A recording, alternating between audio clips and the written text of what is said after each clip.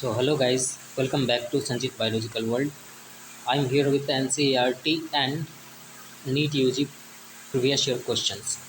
This is lecture 10 and there will be one more lectures and we will end this chapter and we will have more PYQs of NEET on the next lecture.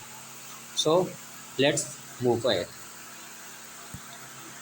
देखिए कैसे होता है।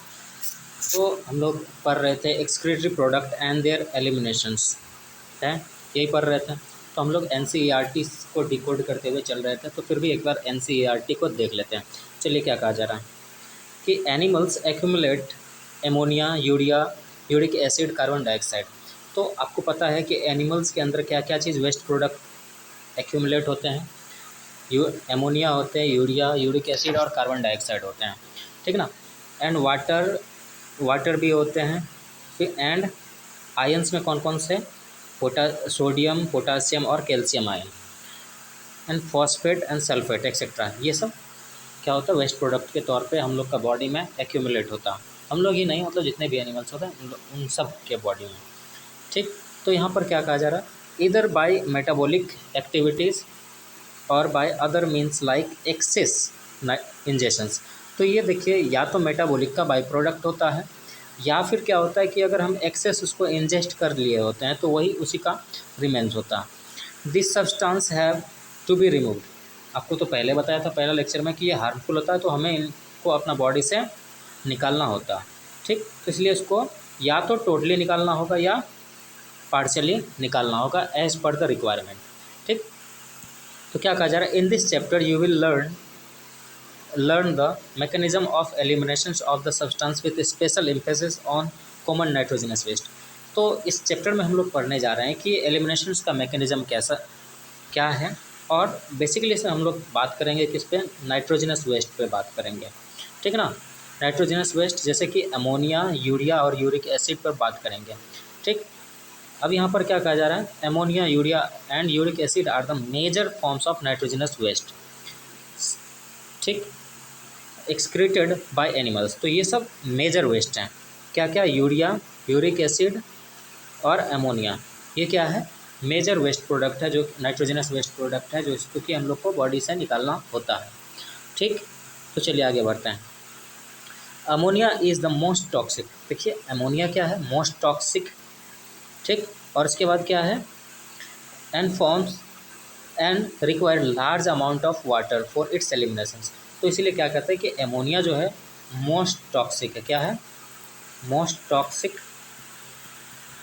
और क्या चाहिए इसको, large amount of water चाहिए removal के लिए। आया समझ में, लार्ज अमाउंट ऑफ वाटर चाहिए रिमूवल के लिए, आया समझ में। चलिए आगे बढ़ते हैं। अब whereas uric acid being the least toxic can be removed with the minimum loss of water. और जबकि बात करें यूरिक एसिड के, तो ये बहुत कम टॉक्सिक है, ठीक। इसीलिए इसको बहुत कम पानी चाहिए इसको क्या कहते हैं, एक्सक्रीट आउट करने के लिए। इसलिए एनिमल्स जैसे कि बर्ड्स सब देखते होंगे, उसमें क्या होता है कि यूरिक एसिड वो सिक्रीट करता है, ठीक ना। तो चलिए यूरिक एसिड को वेस्ट प्रोडक्ट के तौर पे निकालता है, ठीक ना। तो चलिए आगे बढ़ते हैं हम लोग। तो यहाँ पर हम लोग क्या, एमोनोटेलिक के बारे में हम लोग पढ़े थे, फिर यूरियोटेलिक के बारे में पढ़े थे और यूरिकोटेलिक के बारे में पढ़े थे, ठीक ना। तो चलिए आगे बढ़ते हैं, क्या क्या चीज़ कहा जाता है। क्या कहता है, the process of excreting ammonia is called ammonotelic. तो यानी कि एमोनिया को बाहर निकालने का प्रोसेस को हम लोग क्या कहते हैं, एमोनोटेलिक कहते हैं। मतलब जो एनिमल्स एमोनिया रिलीज़ करता है एज ए वेस्ट प्रोडक्ट, उसको हम क्या कहते हैं, एमोनोटेलिक कहते हैं। और process of removing ammonia is called ammonotelism. आया समझ में।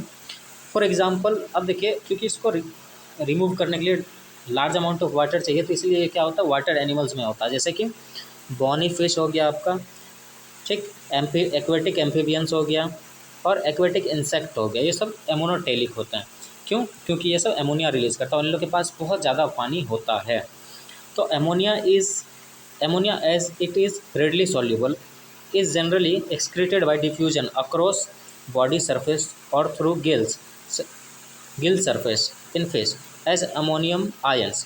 तो देखिए ये पानी से बहुत कम क्या होता है कि ये रिएक्ट करता है, इसलिए क्या होता है कि बहुत कम सॉल्यूबल होता है, इसलिए इसको ये क्या होता है कि मतलब आयंस के फॉर्म में रिलीज होता है, ठीक ना। अब जैसे अब बात करते हैं हम लोग टेरेस्ट्रियल के। The terrestrial adaptations necessitated the productions of lesser toxic nitrogenous waste. तो अब जो टेरेस्ट्रियल होते हैं, जो ज़मीन पर रहने वाले जीव जंतु होते हैं, वो क्या करते हैं कि उसके पास तो पानी उतना ज़्यादा नहीं होता बॉडी से बाहर निकालने के लिए, तो इसीलिए least nitrogenous waste product release करता है। जैसे कि ये क्या हो गया, यूरिया, ठीक ना, यूरिया और यूरिक एसिड फॉर, इसलिए क्योंकि पानी का कंजर्वेशन करना होता है उन लोग का बॉडी को मेंटेन करने के लिए, और बॉडी का फिर क्या करते हैं ऑस्मो रेगुलेशंस को मेंटेन करने के लिए। अब क्या कहा जा रहा है कि mammals and many terrestrial amphibians and marine fishes mainly excrete urea are called ureotelic।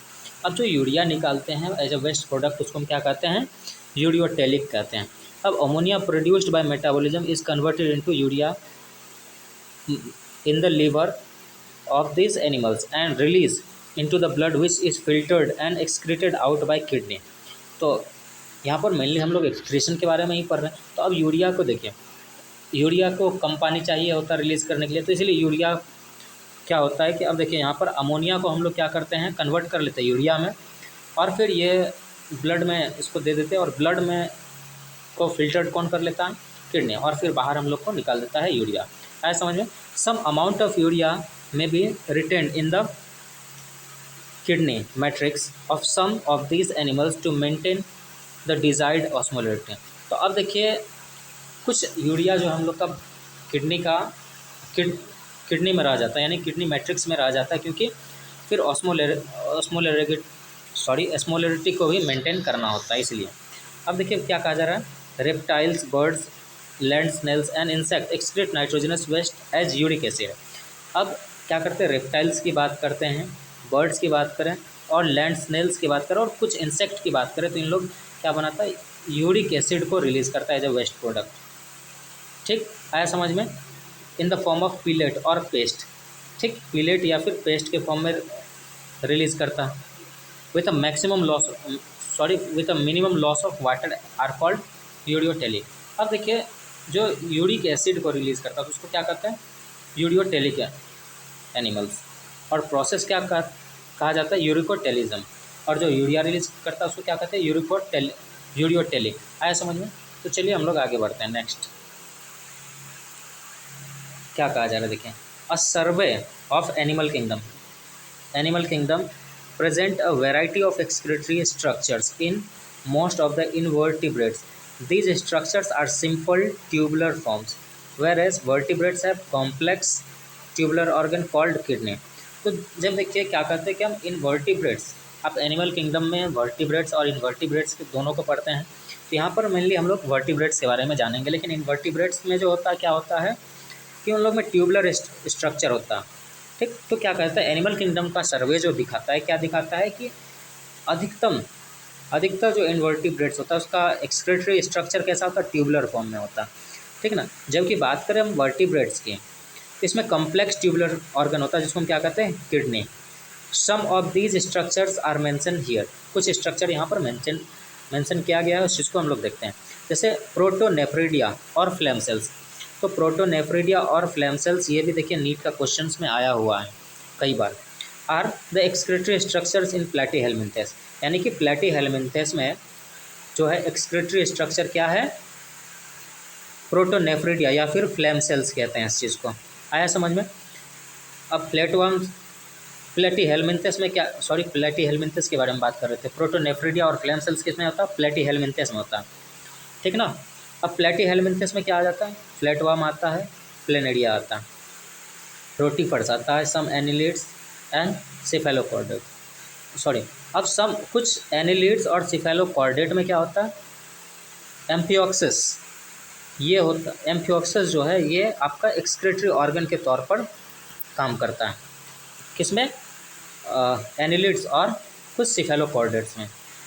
अब protonephridia are primarily concerned with the ionic fluid volume regulations. अब प्रोटोनेफ्रिडिया का मेनली क्या काम होता है, आयोनिक और फ्लूइड वॉल्यूम को रेगुलेट करना, जिसको हम क्या कहते हैं, ऑस्मो रेगुलेशंस कहते हैं। आया समझ में। अब नेफ्रिडिया क्या है, nephridia are the tubular excretory structures of earthworm and other annelids. और नेफ्रिडिया जो है क्या कहते हैं कि ट्यूबुलर स्ट्रक्चर होता है, यानी कि एक्सक्रीटरी ट्यूबुलर एक्सक्रीटरी स्ट्रक्चर होता है किसका, अर्थवर्म का होता है और एनिलिड का होता है। अब nephridia help to remove nitrogenous waste and maintain the fluid ionic balance. अब नेफ्रिडिया का काम क्या होता है, मेनली फ्लूइड और आयोनिक बैलेंस को मेंटेन करना। अब माल्फिगियन ट्यूब्यूल्स क्या है, are excretory structures of most of the insect. और माल्फिगियन स्ट्रक्चर जो है, माल्फिगियन ट्यूब्यूल्स जो है एक्सक्रीटरी स्ट्रक्चर्स है बहुत सारे किसका, इंसेक्ट का। जैसे कि एग्जांपल कॉकरोच ले लीजिए, ठीक। तो malpighian tubules help in removal of nitrogenous waste and osmoregulation. तो मैंने देखिए जितने भी एक्सक्रीटरी स्ट्रक्चर है सबका काम होता है ऑस्मो रेगुलेशन करना, यानी कि फ्लूइड एंड आयोनिक बैलेंस। आया समझ में, आयोनिक बैलेंस के लिए जाना जाता है, ठीक। आया समझ में। सेम चीज़ ह्यूमन में भी होता है।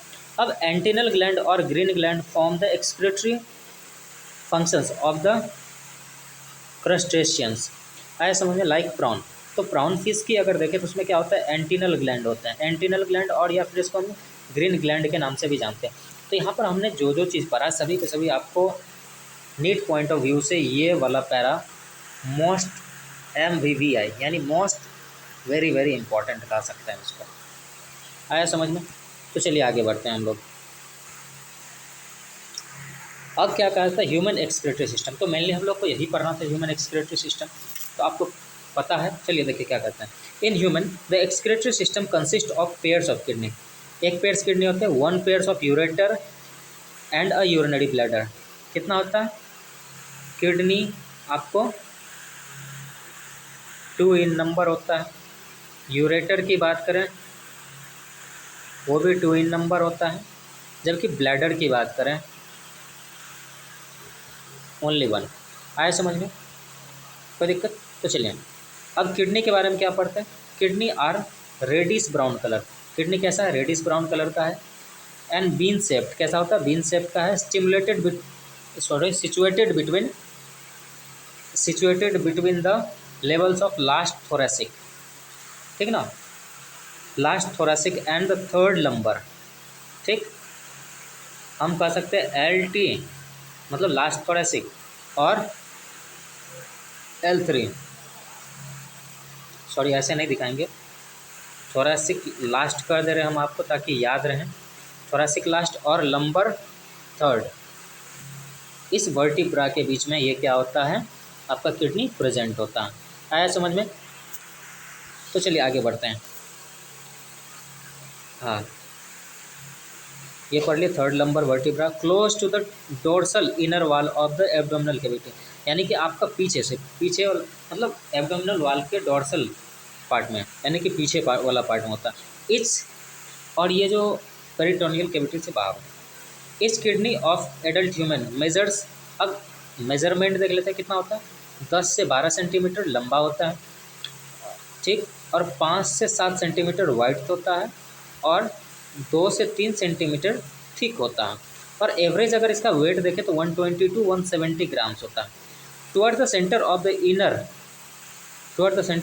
Inner concave surface of the kidney is नोच कॉल्ड हाइलम। तो ये देखिए जैसे हम लोग किडनी का स्ट्रक्चर बनाते हैं तो बीच में ऐसे होता है, तो इस जगह पर आपका क्या होता है, हाइलम होता है, जहाँ से ढेर सारे स्ट्रक्चर्स निकलते हैं और इन करते हैं, ठीक। तो ये कॉन्केव कॉन्वेक्स तो आप जानते होंगे, ये कॉन्वेक्स हो गया, ये सरफेस कॉन्वेक्स हो गया, और जबकि ये सरफेस कॉन्केव हो गया। आया समझ में। तो चलिए, तो इस नोच को हम लोग क्या कहते हैं, हाइलम के नाम से जानते हैं। Through which ureter blood vessels and nerves इंटर्स। तो इससे क्या होता है, यूरेटर्स बाहर निकलता है और ब्लड वेसल्स सब अंदर जाता है, ठीक। इनर टू द हाइलम के अंदर की बात करें, हाइलम के अंदर की बात करें तो वहाँ पर क्या होता है, inner to the hilum is a broad funnel shaped space called renal pelvis.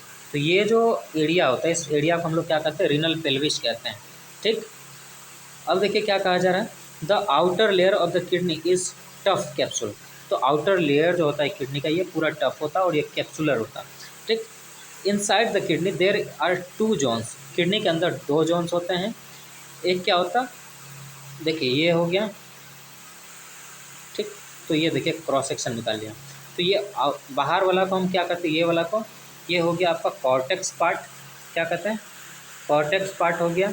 जबकि ये इनर वाला पार्ट को क्या कहते हैं, मेड्यूला कहते हैं, मेड्यूला, ठीक।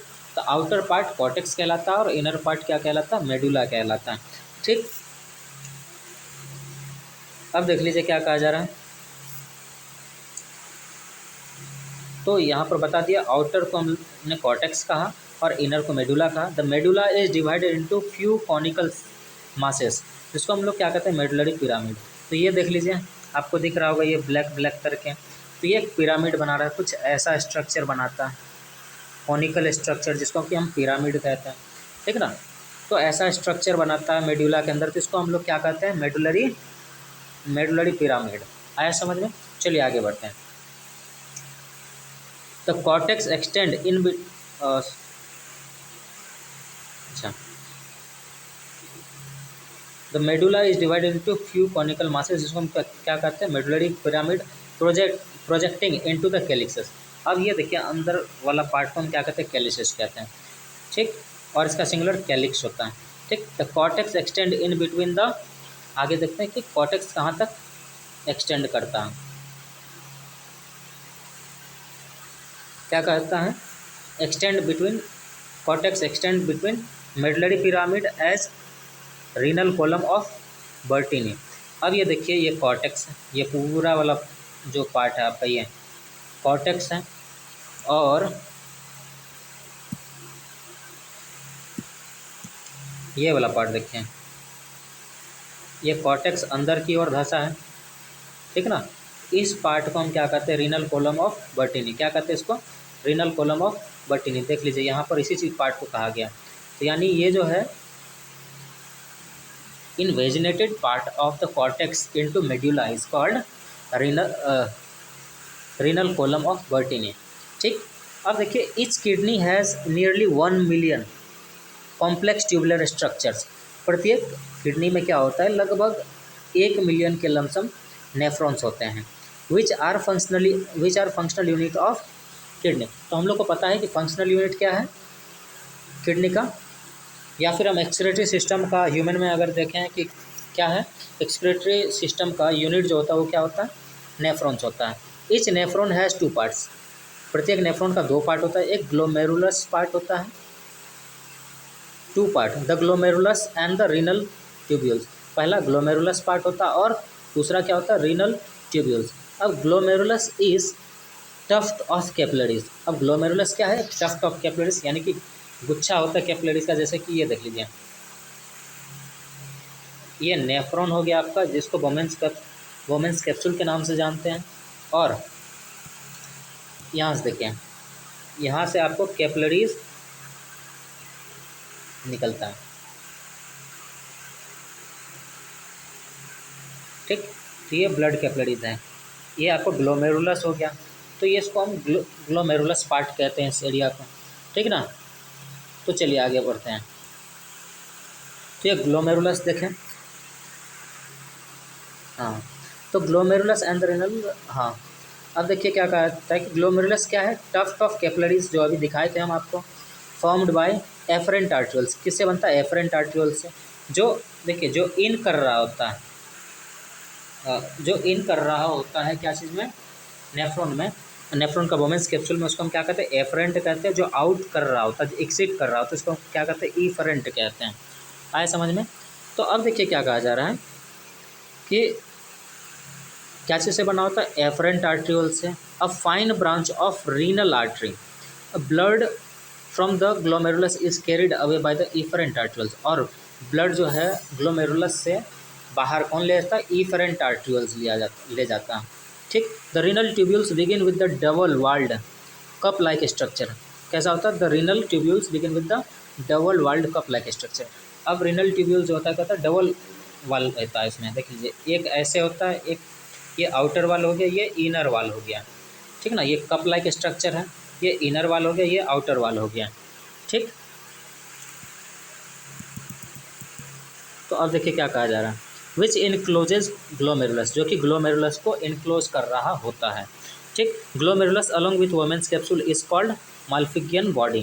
तो यानी ग्लोमेरुलस किसके साथ, ग्लोमेरुलस और वोमेंस कैप्सूल के साथ, इसका नाम हम क्या कह देते हैं, माल्फिगियन बॉडी और रीनल कॉर्पसेल्स के नाम से जानते हैं हम इसको। The tubules continues further to form highly coiled network, जिसको हम लोग क्या कहते हैं, पीसीटी कहते हैं। ठीक है ना, फिर ये आगे बढ़ के क्या बनाता है, पीसीटी बनाता है, और फिर उससे आगे जाके डीसीटी बनाता है। तो चलिए ये रहा आपका डायग्राम। ये देखिए, ये हो गया आपका वोमेंस कैप्सूल, और ये एफरेंट आर्ट्रियोल्स हो गया, और ये इफरेंट आर्ट्रियोल्स हो गया, और यहाँ पर टफ्ट ऑफ कैपिलरी जिसको हम लोग ग्लोमेरुलस कह रहे थे वो दिख रहा है आपको, है ना। और फिर देख लीजिए ये जो है जाके इधर क्वाइल्ड हो रहा है, इस क्वाइल्ड पार्ट को हम पीसीटी कहते हैं, फिर इसको डीसीटी कहते हैं। ठीक, और इसको एलओएच के नाम से जानते हैं, लूप ऑफ हेनले के नाम से जानते हैं। और ये हो गया आपका सीडी, कलेक्टिंग डक्ट। आया समझ में? चलिए ये देख लीजिए, यहाँ पर आपको ग्लोमेरुलस बहुत बढ़िया से दिखाया जा रहा है। ये रहा वोमेंस कैप्सूल, इसका आउटर और इनर वाल दिखाया गया है। ठीक, और ये आपका ब्लड कैपिलरीज रहा। ठीक, ये आपका ब्लड कैपिलरीज रहा। ठीक, और देखिए एफरेंट आर्ट्रियोल्स आ रहा है और इफरेंट आर्ट्रियोल्स जा रहा है। ये पतला क्यों होता है ये तो बताई थी, अगर आप लेक्चर नहीं देखे तो जाकर के देख लीजिए।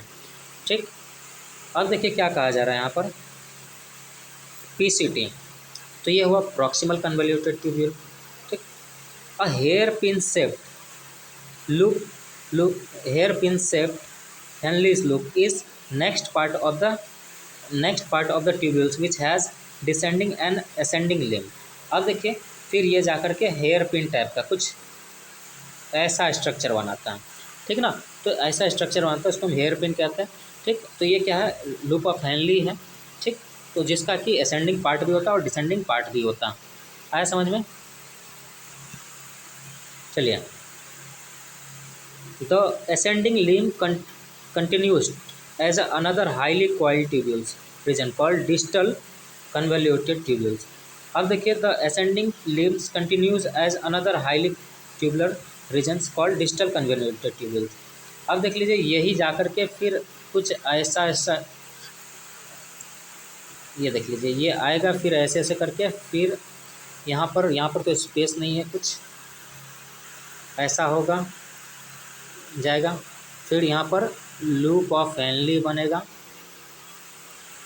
ठीक, फिर यहाँ से जाके आपको दूसरा हाईली कॉइल्ड स्ट्रक्चर बनेगा। तो ये आपका पीसीटी हुआ। ठीक, और ये आपका डीसीटी हुआ, डिस्टल कन्वोल्यूटेड ट्यूब्यूल्स, है ना। The DCT of many nephrons open into the straight tube called collecting duct. तो देखिए ये स्ट्रेट ट्यूब है, इसको हम क्या कहते हैं, कलेक्टिंग डक्ट कहते हैं। Many of which converge and open into the renal pelvis. ठीक, तो और बहुत सारे कलेक्टिंग डक्ट क्या होता है, एक जगह क्लम्प होकर के कहाँ ओपन होता है, रीनल पेल्विस में खुलता है, और फिर रीनल पेल्विस से यूरेटर आपका इसको बाहर लेकर के चले जाता है। मतलब यहाँ से जो इसका सिक्रेशन होता है वो रीनल पेल्विस में छोड़ता है, और रीनल पेल्विस से आपका यूरिनरी क्या यूरेटर स्टार्ट होता है, और फिर उसको यूरिनरी ब्लैडर में ले जाके एंड कर देता है। ठीक, तो अब देखिए क्या कहते हैं, through medullary pyramid in the calyces.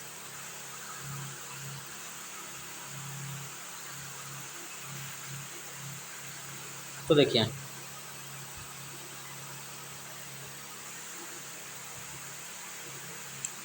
आया समझ में? अब देखिए the malpighian capsules corpuscles PCT and DCT of the nephron are situated in the cortical region of the kidney whereas the loop of Henle deep into the medulla। अब देखिए PCT और DCT की बात करें तो ये कॉर्टेक्स में आप कॉर्टिकल रीजन में पाया जाता है, जबकि आपको बात करें हम हेनलीज लूप का तो वो कहाँ होता है, मेडुलरी पिरामिड मेडुला रीजन में होता है। ठीक, in majority of nephrons the loop of Henle is too short and extend only very little into the medulla. Such nephrons are called cortical nephron.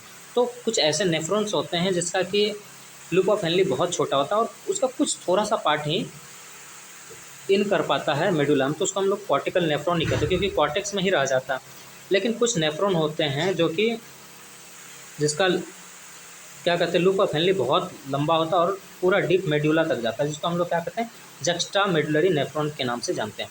क्या होता है जक्स्टा मेडुलरी नेफ्रॉन, ये कुछ part होता है, ठीक ना। चलिए,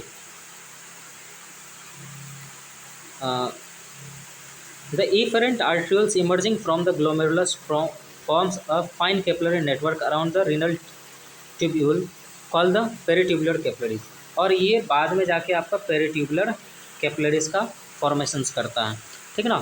ये efferent आर्ट्रियोल जो है ये जाके बाद में आपको पेरिट्यूबुलर कैपिलरीज का फॉर्मेशंस करता है।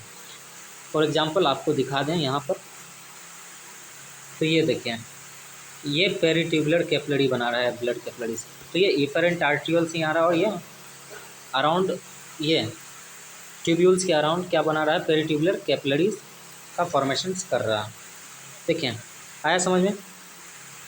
अब minute vessels of this network run parallel to the Henle's loop forming U shaped vasa recta, और कुछ जो होता है पैरेलल चलता है इसके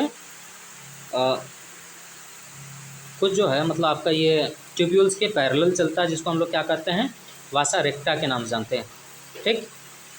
कुछ ब्लड वेसल्स जो कि क्या होता है कि पैरेलल ही चलता है, तो उसको हम लोग क्या कहते हैं, वासा रेक्टा कहते हैं। वासा रेक्टा इज एब्सेंट और highly reduced in cortical nephron, जबकि वासा रेक्टा की बात करें तो ये क्या होता है, कॉर्टिकल नेफ्रॉन के पास बहुत कम होता या फिर नहीं के बराबर होता। तो चलिए आगे देखते हैं। अब यूरिन फॉर्मेशन, यूरिन कैसे बनता है ये देख लेते हैं। अब urine formation involve 3 main process, 3 process होता है, namely glomerular filtrations, reabsorptions and secretion that takes place in different part of the nephron, ठीक। तो ये 3 प्रोसेस होता है, क्या, ग्लोमेरुलर फिल्ट्रेशन, रीएब्जॉर्प्शन और सिक्रेशन, ये 3 प्रोसेस होता है, ठीक, जो कि अलग अलग पार्ट में नेफ्रॉन का होता है। The first step of urine formation is filtration of blood. तो पहला क्या होता है, ब्लड का filtration which is carried out by glomerulus and is called the glomerular filtration.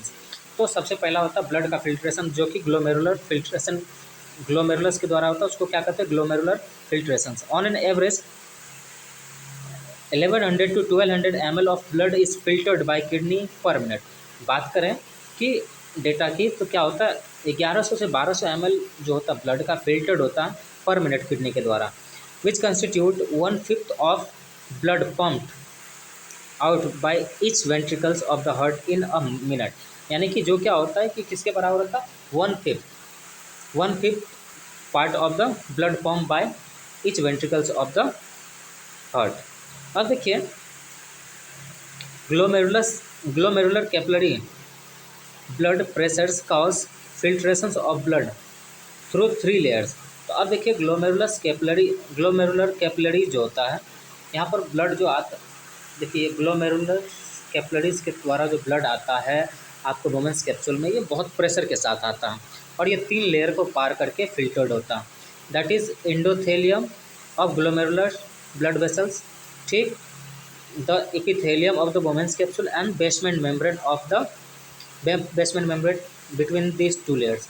अब देखिए, पहले ये तो ब्लड वेसल्स हो गया, इसका एंडोथेलियम लेयर इसको क्रॉस किया, आया वोमेन्स कैप्सूल में, तो वोमेन्स कैप्सूल का भी 2 लेयर पार किया, फिर इसको बेसमेंट मेम्ब्रेन मिला, तब जाके अंदर गया, तो यानी 3 लेयर को पार किया। आया। अब देखिए क्या कहा जा रहा है, the epithelium cells of the Bowman's capsule called, देखिए एपिथेलियम सेल्स जो होता है वोमेन्स कैप्सूल का, उसको हम क्या कहते हैं, पोडोसाइट्स कहते हैं। आपको लेक्चर में बताए थे, आप इसको डिटेल जानना चाहते हैं तो लेक्चर जा करके देखिए। Are arrange in intricate manner, क्या इंट्रिकेट मैनर में ये अरेंज होता है, so as to leave minute space called filtration slit और स्लिट पोर। तो अब देख लीजिए, कुछ ऐसे पोडोसाइट्स बने होते हैं,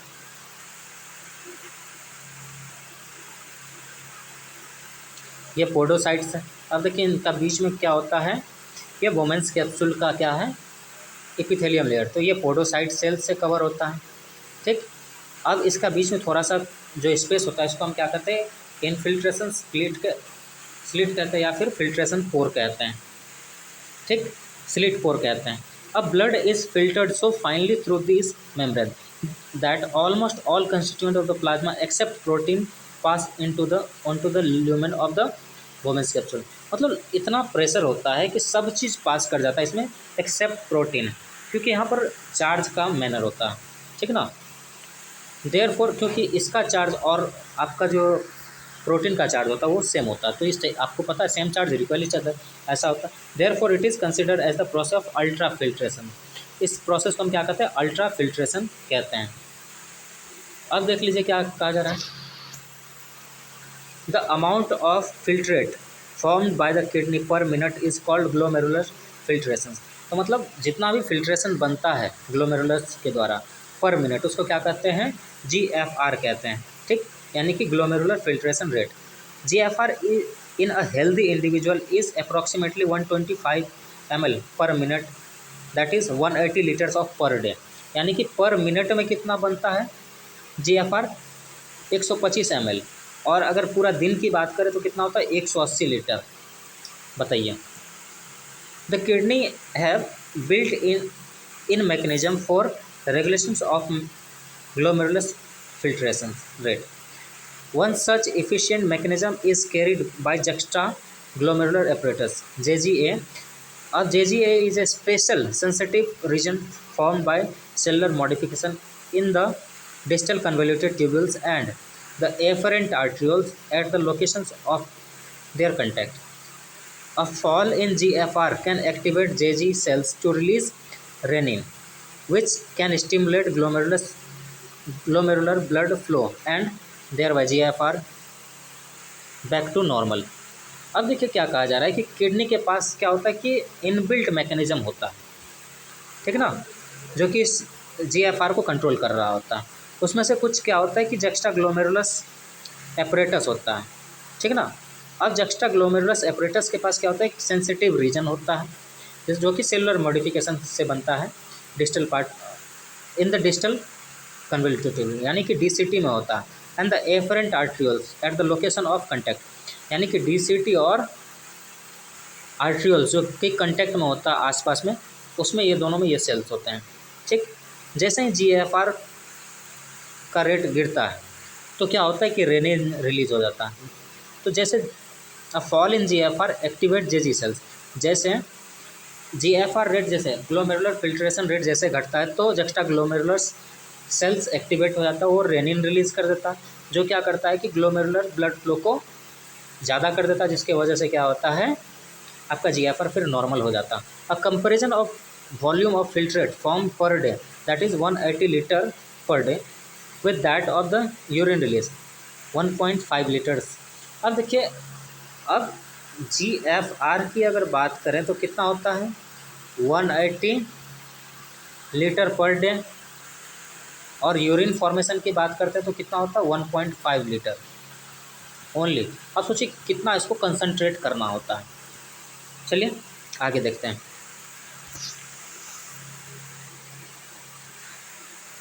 तो अब देखिए क्या क्या होता है, suggest that the nearly 99% of the filtrate has to be reabsorbed। लगभग इसका 99% जो फिल्ट्रेट होता है वो रीएब्जॉर्ब हो जाता है ट्यूब्यूल्स में। This process is called reabsorption. इसको हम क्या कहते हैं, रीएब्जॉर्प्शन कहते हैं या फिर ट्यूबुलर रीएब्जॉर्प्शन कहते हैं।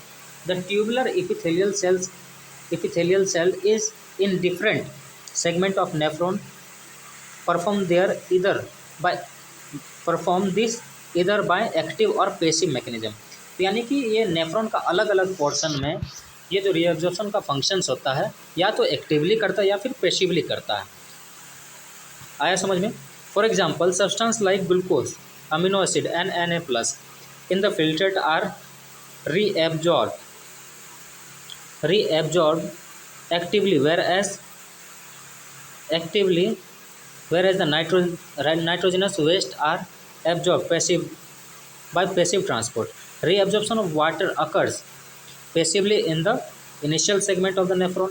यानी कि PCT में क्या होता है कि वाटर का रीएब्जॉर्प्शन बहुत ज़्यादा होता है, ठीक, during during urine formation tubular cells secrete substances like H plus and K plus and ammonia into the filtrate। अब जब क्या कहते हैं यूरिन फॉर्मेशन के समय में अगर देखते हैं तो क्या होता है, कुछ सब्सटेंस जैसे कि H plus ion, K plus ion और अमोनिया जो फिल्ट्रेट में होता है, ये क्या होता है कि सीक्रेट होता है।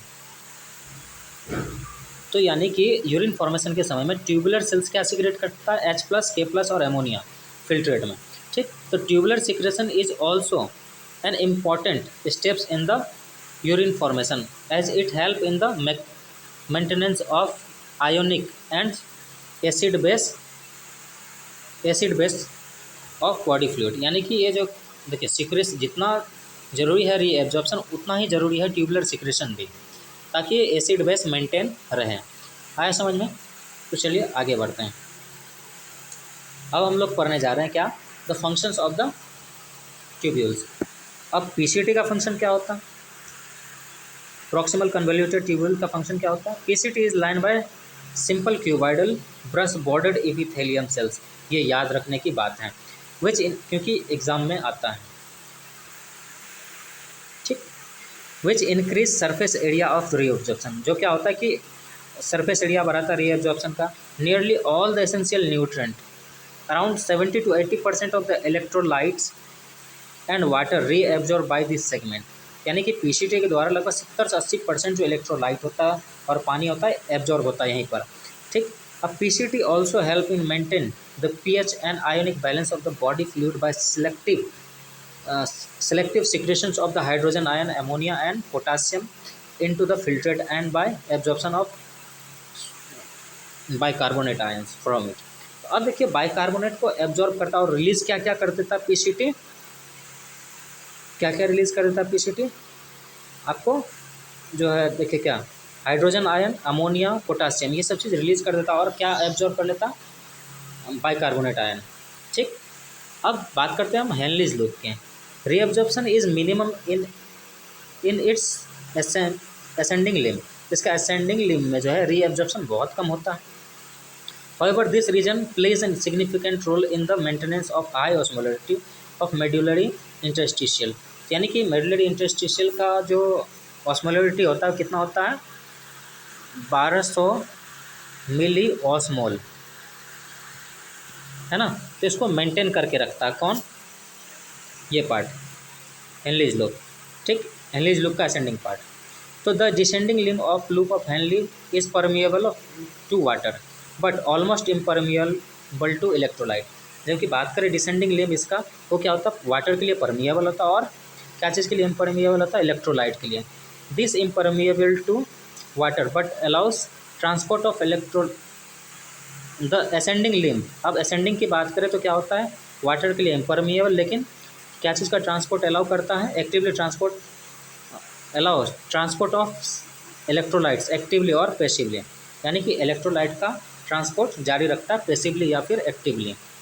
आया समझ में? देयरफॉर एज कंसनट्रेटेड फिल्ट्रेट पास अपवर्ड, जैसे कंसनट्रेटेड फिल्ट्रेट अपवर्ड पास करेगा इट गेट डाइल्यूट, वो क्या होगा, डाइल्यूट होता जाएगा due to the passage of electrolyte to the medullary fluid.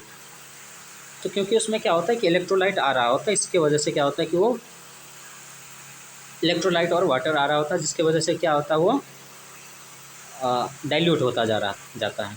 अब डीसीटी की बात करें तो ये क्या होता है, DCT distal convoluted tubule absorb, अच्छा क्या कहता है, conditional reabsorption of sodium ion and water takes place in this segment.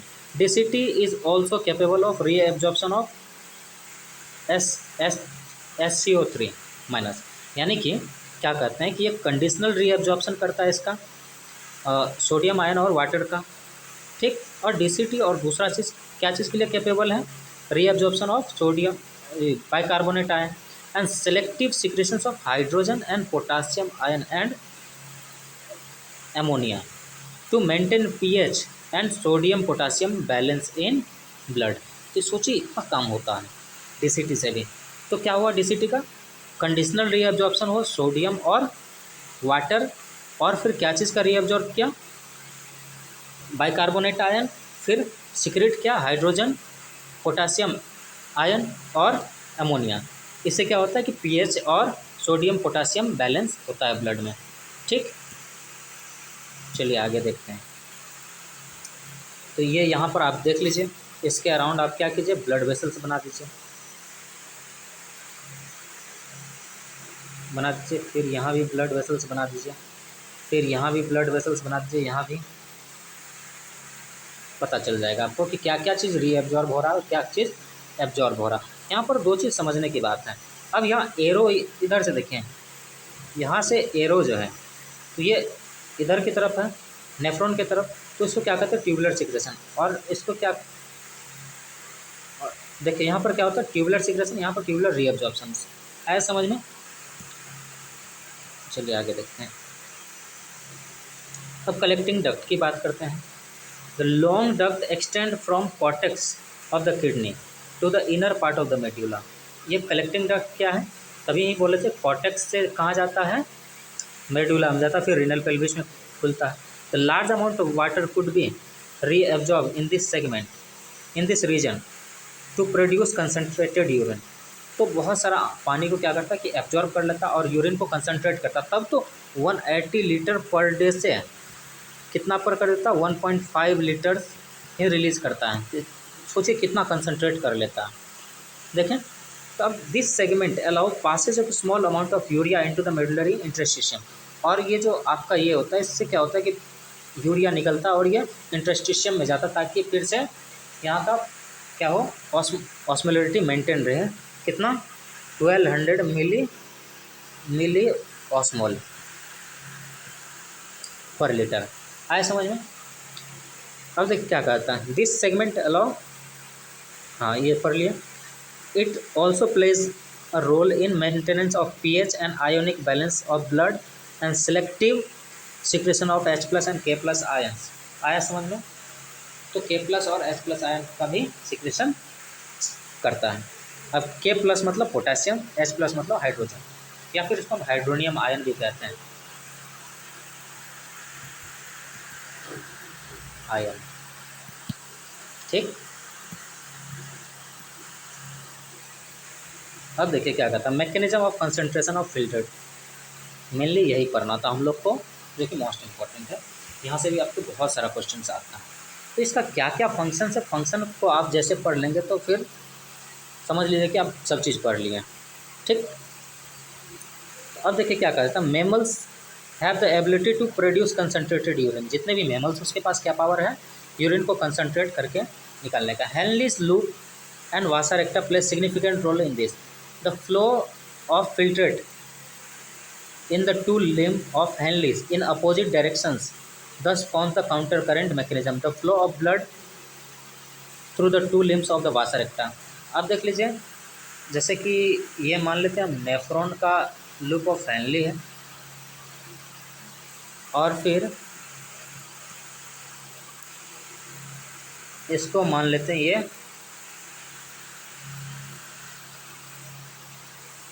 Blood vessels. तो मान लीजिए यूरिन इधर से इधर जा रहा, फिल्ट्रेट इधर से इधर जा रहा, और बात करें किसका, ब्लड की, तो वो इधर से इधर बह रहा होता है, फ्लो कर रहा होता। तो देख लीजिए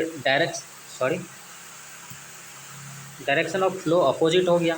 तो जैसे अपोजिट हो गया फ्लो, तो इसको हम क्या कहते हैं, counter current mechanism.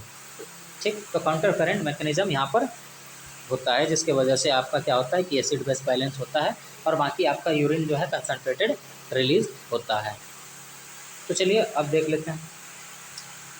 Also in counter current pattern, the proximity between Henle's loop and vasa recta as well as counter current in them help in maintaining the increasing osmolarity, यानी कि ऑस्मोलरिटी को increase करता है।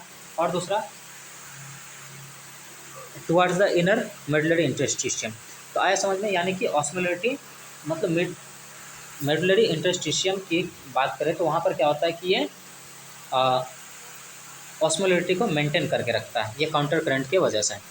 तो from 300 milli osmole per litre to the in the cortex to 1200 milli osmole per litre in the inner medulla. तो यानी कि inner medulla में जो आपका ये ऑस्मोलरिटी होता है वो कितना होता है, 1200 मिली ऑस्मोल, और जबकि क्या करते हैं कॉर्टेक्स की बात करें तो कितना होता है 300 मिली ऑस्मोल पर लीटर।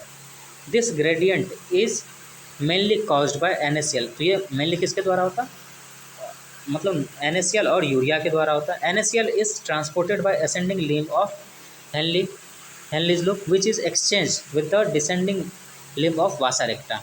यानी कि ये असेंडिंग लिम्ब से, और देखिए अपोजिट होता, काउंटर बोले ना, तो अगर ये बात करें इसका, ये मान लेते हैं हम लोग का क्या है,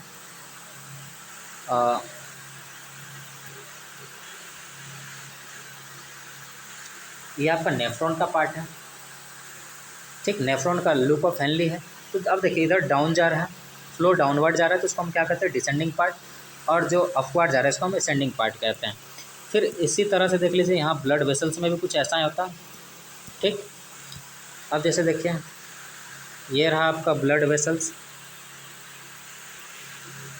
ठीक। अब इसका फ्लो देखिए, इसका अपोजिट हो गया, तो इसका ये डिसेंडिंग कहलाया और ये असेंडिंग कहलाया। तो यानी कि असेंडिंग डिसेंडिंग में ये एक्सचेंज होते रहता है, इधर से कुछ जाता है फिर इधर से कुछ आता है, आया समझ में। तो यहाँ भी फिर क्या हो गया, ये इसका क्या हो गया, अब ये देखिए इसका असेंडिंग कहलाया और ये डिसेंडिंग कहलाया, आया समझ में, कुछ ऐसा होता। हाँ, तो similarly small amount of urea enter the thin segment of ascending limb of Henle which is transported back into the intersystem by collecting duct। तो अब देखिए कुछ अमाउंट ऑफ यूरिया जो इधर जाता है,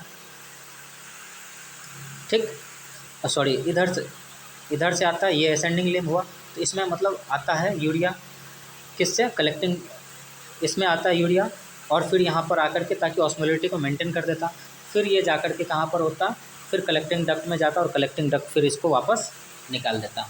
तो यानी ये यूरिया कलेक्टिंग डक्ट हर हमेशा निकाल देता ताकि आपका ये ऑस्मोलिटी जो है मेंटेन रहे मेडुलरी इंटरस्टिशियम का, आया समझ में। अब देखिए क्या कहते हैं, the above describe transport substances facilitated by the special arrangement of Henle's loop and vasa रेक्टा is called counter current mechanism.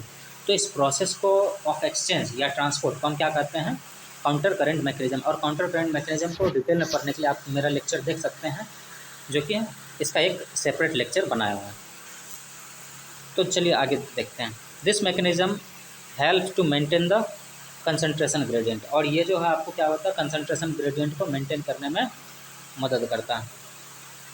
ये रहा, ये आपका वासा रेक्टा रहा, और ये आपका नेफ्रॉन रहा, और ये कलेक्टिंग डक्ट रहा, देख लीजिएगा आप। हाँ, in the medullary interstitium the presence of such interstitial gradient help in easy passage of water from the collecting tubules thereby concentrating the filtrate। तो इसी देखिए ये इंटरस्टिशियम का जो ये ग्रेडियंट बना होता है, ये इसी की वजह से क्या होता है आपका ये यूरिन कंसनट्रेट होता है, ठीक। Hence human kidney produce urine nearly 4 times concentrated than the interstitial filtrate form, initial filtrate form. तो इनिशियल अगर GFR की बात करें तो कितना होता है, वो था आपका 180 लीटर, और क्या कहते हैं 120 लीटर और ये ml पर मिनट, ठीक, ऐसा था। लेकिन यूरिन कितना निकल रहा था 1.5 लीटर ओनली, आया समझ में। तो चलिए आगे देखते हैं regulations of the kidney functions. अब किडनी फंक्शंस को कौन रेगुलेट करता है, the function of the kidney is efficiently monitored and regulated by hormonal feedback mechanism involving the hypothalamus juxtaglomerular apparatus and the certain extent of the heart. तो अब देख लीजिए कौन कौन मेंटेन कर रहा, हाइपोथैलेमस कर रहा, जक्स्टाग्लोमेरुलस एपरेटस कर रहा, फिर कुछ एक्सटेंट तक हार्ट भी कर रहा है। अब osmo receptor in the body are activated by exchange of blood volume. तो ऑस्मो रिसेप्टर क्या करता है कि कैसे एक्टिवेट होता है, ये ब्लड वॉल्यूम की वजह से, ब्लड वॉल्यूम कम हुआ उसकी वजह से एक्टिवेट हो जाता है by body fluid volume and ionic concentration. यानी कि अगर ब्लड वॉल्यूम या फिर आयोनिक कंसनट्रेशन में कुछ इधर उधर हुआ तो फिर क्या होता है ऑस्मो रिसेप्टर जो प्रेजेंट होता है वो एक्टिवेट हो जाता है। And excess loss of fluid from the body activate this receptor, यानी कि बहुत ज़्यादा पानी लॉस हो गया, डिहाइड्रेशन का केस आ गया, तो इस समय ये एक्टिवेट हो जाता है। और क्या करता है, हाइपोथैलेमस को एक्टिवेट कर देता है to release ADH, anti diuretic hormone, इसको हम वैसोप्रेसिन भी कहते हैं। ये आपका नीट के लिए भी आई है, समझे। चलिए आगे देखते हैं। अब क्या क्या कहते हैं कि एडीएच को हम वैसोप्रेसिन भी कहते हैं, क्योंकि वेसल्स को प्रेस करके वॉल्यूम मेंटेन करता है। आए समझ में। तो अब देखिए क्या कर रहे हैं, from the neurophysis neurohypophysis of hypothalamus. अब ADH facilitate water reabsorption from the latter part of the tubule, thereby preventing diuresis. अब क्या करता है कि ये पानी का लॉस को बचाता है और एक तरह से डायूरेसिस का काम करता है, डायूरेसिस को रोकता है, मतलब यूरिन ज़्यादा यूरिनेशन को रोकता है। N increase in body fluid volume can switch off osmo receptor. अब फ्लूइड वॉल्यूम बहुत ज़्यादा है तो फिर क्या होता है कि एडीएच का जो रिसेप्टर होता है वो स्विच ऑफ हो जाता है, ठीक ना। क्या होता है, स्विच ऑफ हो जाता है और फिर वाटर सिक्रेशन जितना हो सके होता है, ठीक, समझे। The ADH release to complete the feedback. ADH can also effect the kidney functions by its constrictory effect on blood vessels. तो बोले थे कि ब्लड वेसल्स को कंस्ट्रिक्ट कर देता है, इसलिए इसको हम वैसोप्रेशन भी कहते हैं। This cause an increase blood pressure, जिसकी वजह से फिर क्या होता है, जैसे ब्लड वेसल्स को क्या हुआ, प्रेस किया, तो ये क्या हो गया कि मतलब ब्लड प्रेशर्स को फिर से नॉर्मल ला देता, नॉर्मल में ला करके रख देता है।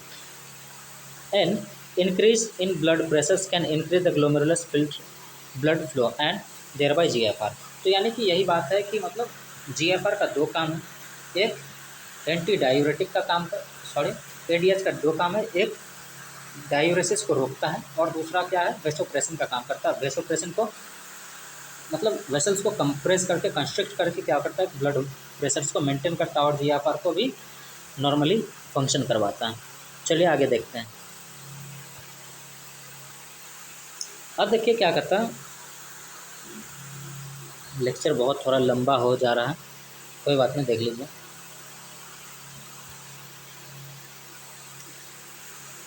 अब देखिए क्या कहता है, juxtaglomerular the JGA plays a complex regulatory role.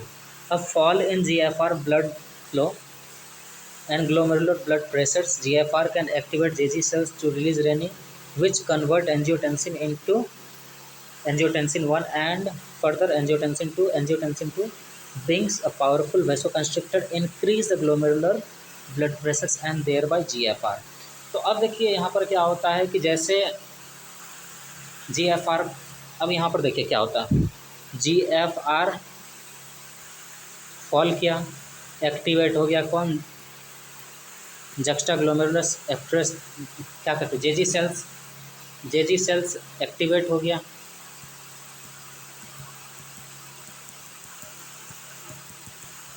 अब देखिए जीएफआर डाउन हुआ तो जेजी सेल एक्टिवेट हुआ, जेजी सेल जैसे एक्टिवेट हुआ क्या रिलीज किया, रेनिन।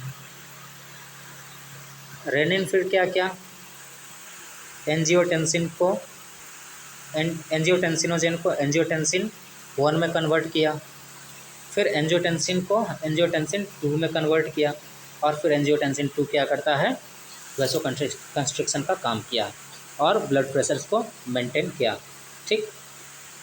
तो angiotensin 2 also activate the adrenal cortex to release aldosterone, और ये भी क्या करता है कि एल्डोस्टेरोन को रिलीज करता है। अब देखिए हम एक रास मैकेनिज्म करके भी एक अलग लेक्चर है, आप जाके देख सकते हैं। रास मैकेनिज्म करके हम बनाए हैं एक लेक्चर, उसको सेपरेटली उसको आप जाके देख सकते हैं। चलिए आगे बढ़ते हैं।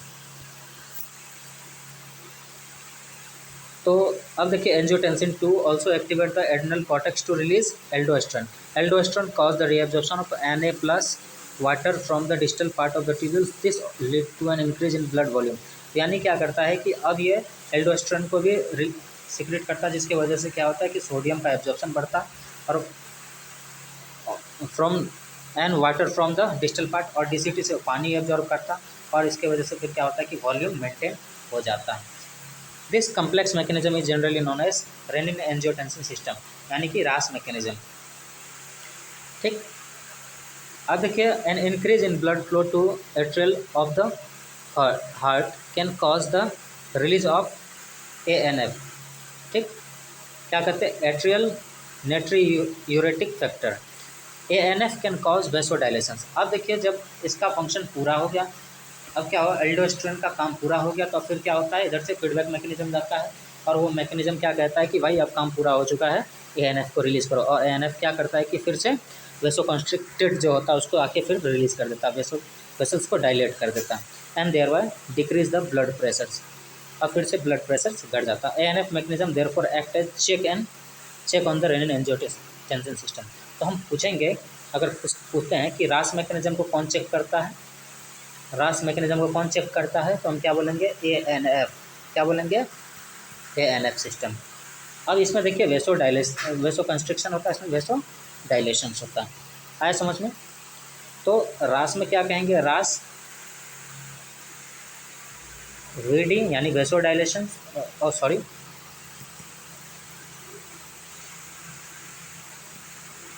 ये VC होता है, जबकि क्या होता है, ANF की बात करें, ये क्या होता है, VD होता है, यानी वेसो कंस्ट्रिक्शन वेसो डायलेशन। चलिए,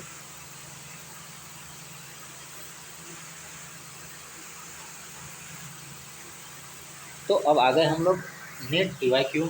देखिए, आपका ये प्रीवियस ईयर क्वेश्चन है, तो चलिए देखते हैं क्या कहते हैं। Removal of proximal convoluted tubules from the nephron will result in. और क्या कहते हैं, अगर प्रॉक्सिमल कन्वोल्यूटेड पार्ट को हम क्या करते हैं, रिमूव कर दे, तो क्या हो सकता है, क्या इफेक्ट पड़ सकता है यूरिन फॉर्मेशन में? क्या डाइल्यूट यूरिन प्रोड्यूस होगा, क्या बहुत कंसनट्रेटेड यूरिन प्रोड्यूस होगा, कि कोई क्वालिटी या क्वांटिटी में कोई चेंजेस नहीं आएगा, या फिर यूरिन फॉर्म होगा ही नहीं? बताइए क्या होगा। तो आप कमेंट में बोलिएगा, तब तक हम आंसर बताते हैं। आंसर क्या होगा, मोर कंसनट्रेटेड यूरिन। क्योंकि इसीलिए क्योंकि आपका जो प्रॉक्सिमल पार्ट ही जो होता है, मतलब प्रॉक्सिमल पार्ट ही आपको ज़्यादा से ज़्यादा चीज़ को रीएब्जॉर्ब करता है। ठीक ना, वो रीएब्जॉर्प्शन होगा नहीं तो कंसनट्रेटेड यूरिन ही पास होगा ना। तो यानी आंसर आपका क्या हो गया, 2। नेक्स्ट क्वेश्चन क्या कहते हैं, which of the following statement is correct. तो करेक्ट की बात किया जा रहा है, कहा जा रहा है, तो the ascending limb of Henle is impermeable to water. बात सही है। असेंडिंग लिम्ब से आपको क्या होता है कि पानी पास नहीं करता, ये आपका क्या होता है, इम्परमिएबल होता। ठीक, याद कीजिएगा, ये इधर से जो होता है, ये ऐसे करके जो होता है, इस तो इधर से फिल्ट्रेट जा रहा होता और इधर से फिर वहाँ कलेक्टिंग डक्ट में जा रहा होता। तो इस पार्ट को हम DCT कहते हैं, सॉरी इसको डिसेंडिंग कहते हैं हम। ठीक है ना, इसको हम डिसेंडिंग पार्ट कहते हैं, डिसेंडिंग, और इसको हम असेंडिंग कहते हैं। आया समझ में? तो असेंडिंग पार्ट क्या होता है, वाटर के लिए इम्परमिएबल होता है। तो इसका आंसर ये होगा। ठीक, नंबर 1। अब देखिए क्या कहा जा रहा है, the part of nephron involve in active reabsorption of sodium. कौन सा होगा, डिस्टल कन्वोल्यूटेड ट्यूब्यूल होगा, या प्रॉक्सिमल कन्वोल्यूटेड ट्यूब्यूल होगा, या बोमेंस कैप्सूल, या फिर डिसेंडिंग लूप ऑफ हेनली होगा? बताइए क्या होगा, आप लोग बताइएगा कमेंट में। लेकिन आंसर क्या होगा, PCT। देख लीजिए PCT से आपका कितना क्वेश्चन आया हुआ है आपको नेट में। चलिए आगे बढ़ते हैं। क्या कहता है, in mammals which blood vessels would normally carry largest amount of urea. कौन सा ब्लड वेसल्स बहुत ज़्यादा यूरिया कैरी करेगा? क्या डिस्टल एरोटा करेगा, हेपेटिक वेन करेगा, या फिर पोर्टल हेपेटिक पोर्टल वेन, या फिर रेनिन करेगा? बताइए कौन करेगा। तो आप लोग कमेंट में कीजिएगा, लेकिन क्या होगा, इसका हेपेटिक वेन होगा इसका आंसर। क्योंकि अब देखिए, ये लीवर में आपको पता होता है कि ऑर्निथिन साइकिल चल रहा होता, लीवर में आपका ऑर्निथिन साइकिल चल रहा होता है, यानी इसको हम यूरिया साइकिल भी कहते हैं। यानी कि यहीं से ना ज़्यादा यूरिया प्रोड्यूस होगा, और यहाँ से जो ब्लड वेसल्स निकलता है उसको हम क्या कहते हैं, हेपेटिक वेन कहते हैं। ठीक, तो यानी कि ये वेन ज़्यादा कैरी करेगा आपको क्या, यूरिया। ठीक, चलिए आगे बढ़ते हैं। अब देखिए, which of the following does not favour the formation of large quantity of dilute urine. कौन फेवर नहीं करता लार्ज क्वांटिटी ऑफ मतलब डाइल्यूट यूरिन बनाने में? क्या अल्कोहल है, क्या कैफीन है, या फिर ANF है? ठीक, तो यहाँ पर आंसर क्या आएगा? रेनिन। ठीक, तो चलिए नेक्स्ट देखते हैं। सो थैंक यू, आपका लेक्चर यहीं ख़त्म होता है। मिलते हैं नेक्स्ट लेक्चर में, और वो लेक्चर थोड़ा छोटा होगा और उसमें ज़्यादा से ज़्यादा PY यूज़ होगा। तो आप देखते रहें हमारे चैनल को और हमसे जुड़े रहें। Thank you, all the best.